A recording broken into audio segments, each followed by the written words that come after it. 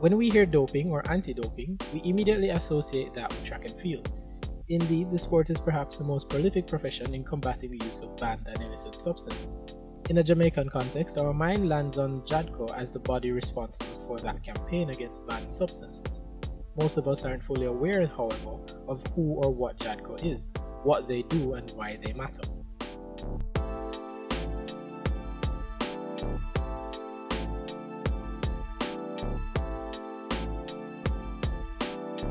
The government of Jamaica adopted the World Anti-Doping Program and the World Anti-Doping Code on November 17, 2003. Jamaica became the 97th signatory state to the Copenhagen Declaration on Anti-Doping in Sport on November 10, 2004.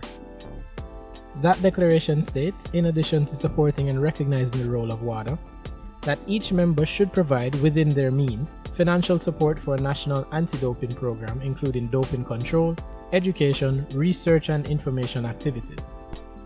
Thus, a few years later, in 2008, the Jamaican Anti-Doping Commission was formally established to execute the National Anti-Doping Program. In addition to the Commission, 3 affiliated bodies were also formed: the Disciplinary Panel, the Appeal Tribunal, and the Therapeutic Use Exemption Committee. The main functions of JADCO include deterrence of doping through communication and education initiatives, detection of doping through testing activities and investigations, and enforcement of anti-doping rules by presenting cases of possible anti-doping violations to the Independent Anti-Doping Disciplinary Panel. Anti-doping programs seek to maintain the integrity of sport in terms of respect for rules, other competitors, fair competition, and a level playing field. JADCO, having been established as the designated anti-doping program by WADA, is tasked with upholding and enforcing the rules laid out by the Code. As such, in accordance with the Code, the Commission notably has the necessary authority and responsibility to be independent in its operational decisions and activities from sport and government. And the scope of these anti-doping rules apply to the Commission itself, the National Federations of Jamaica, the athletes and certified athlete support personnel, and any competition organized by the above. So contrary to popular belief, JADCO's jurisdiction extends beyond just athletics and in fact covers the breadth of all competitive and organized sport in the country.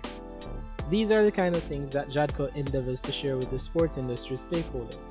To that end, the seminars the Commission regularly hosts are often enlightening experiences for those who are present, and this is exactly what the first function of their mandate aims to achieve.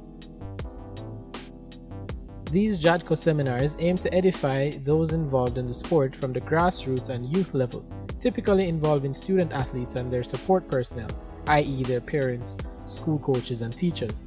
This is because a key underpinning principle of the International Standard for Education is that an athlete's first experience with anti-doping should be through education rather than doping control. One common takeaway from these conferences is the technical definition of doping, as it's different from what most people think it is. Doping, as defined by WADA, is the occurrence of one or more anti-doping rule violations set forth in the Code. During one of these seminars, the executive director of JADCO cautioned the attending audience, saying it is very important for all athletes to know that testing positive is not the only way they can receive an anti-doping rule violation. There are actually 11 ways in which you can be hit with an anti-doping rule violation.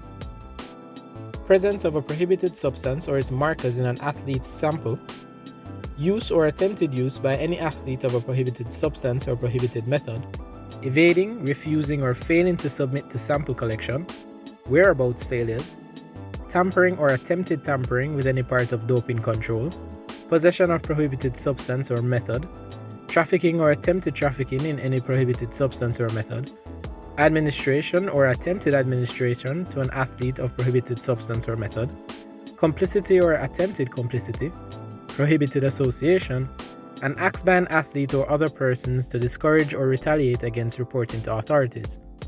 Being culpable of any one of these would be considered doping, so it's not all just about testing samples for substances. It's abiding by all the rules and the code laid out for the liable parties. Of course, testing for substances is an integral part of JADCO's operations and also perhaps the most known and self-explanatory. This part of their mandate relates to the actual regulation of banned substances as well as the other rules that need to be adhered to. By testing samples provided or doing other such investigations, the Commission will determine whether a violation of the anti-doping rules have occurred.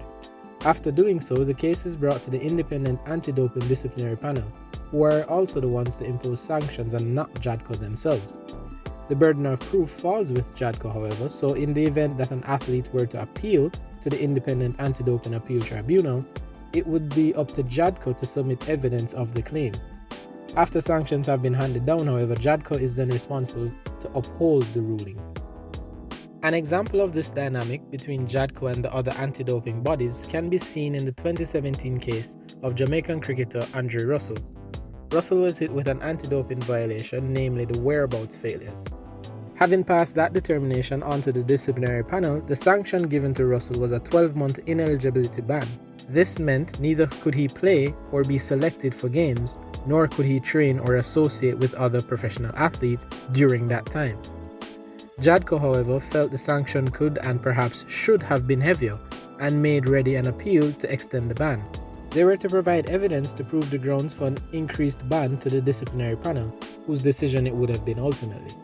In the end, though, that appeal was dropped and JADCO maintained Russell's year-long ban. That was also an example of JADCO acting in sports outside of track and field, and in fact outside of Jamaica.